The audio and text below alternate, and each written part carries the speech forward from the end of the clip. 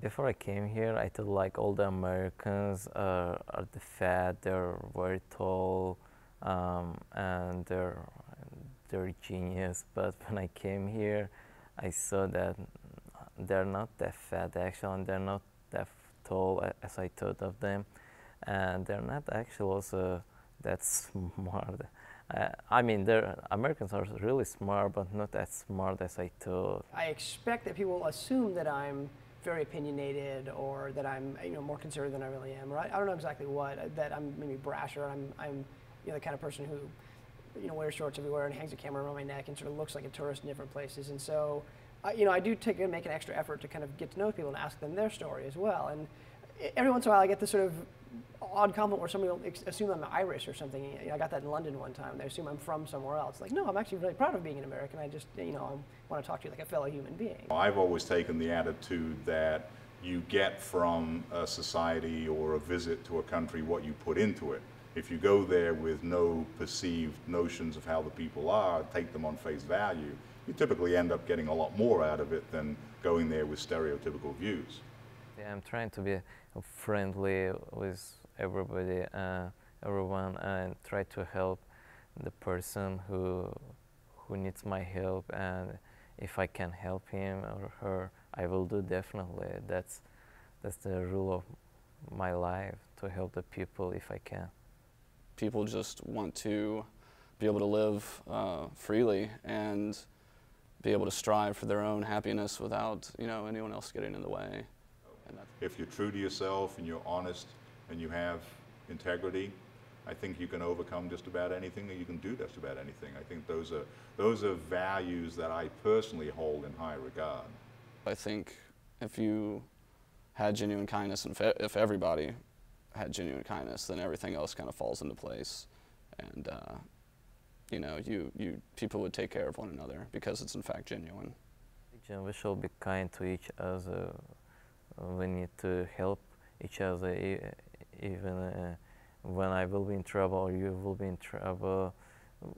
We need to, help each other in every situation when we can. Maybe self-respect. I mean, that goes along with the idea of treating people with dignity and not lying, but essentially respecting yourself. Realizing that you're a worthwhile human being, you can improve yourself. You can, you're somebody who can think for themselves. Somebody who's worthy of your own respect. And I think that the lack of self-respect is often a serious problem. The ideal American citizen would have some sort of job or trade or skill that they would contribute to their community. They'd pay their taxes. They would be good to the people around them, to their neighbors, to their community. And they would constantly question authority in America and question the policies that we have and the structures that we have around society today. And they wouldn't just listen to figureheads or anything. They would decide for themselves what's right for them and act accordingly. For me, ideal man in Azerbaijan is my daddy, who works in 2 jobs.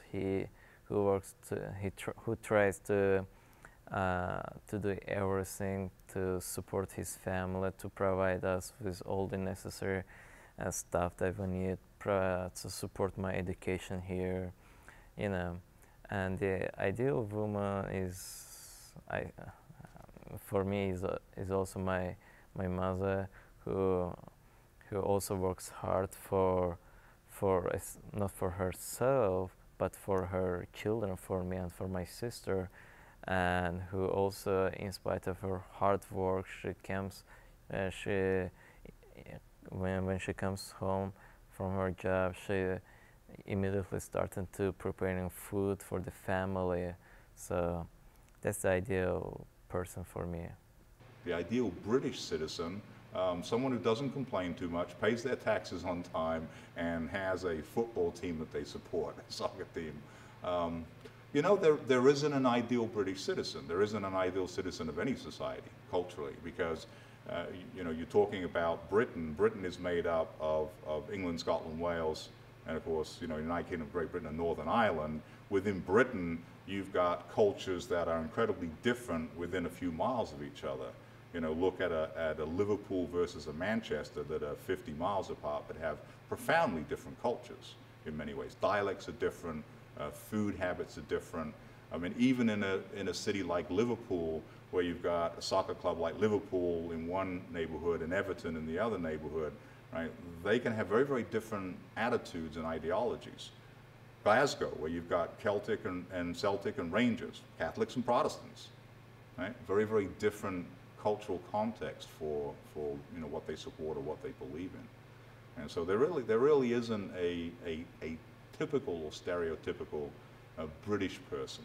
Someone who is well informed about their own country and open to ideas, open to learning from other people as well. So someone who can sort of present what America's really like to outsiders, but also who can sort of, you know, take a broad view and discuss with people and learn things from them as well, is sort of open to learning things. And so somebody who doesn't let their pride in their country sort of overwhelm their desire to communicate with other people.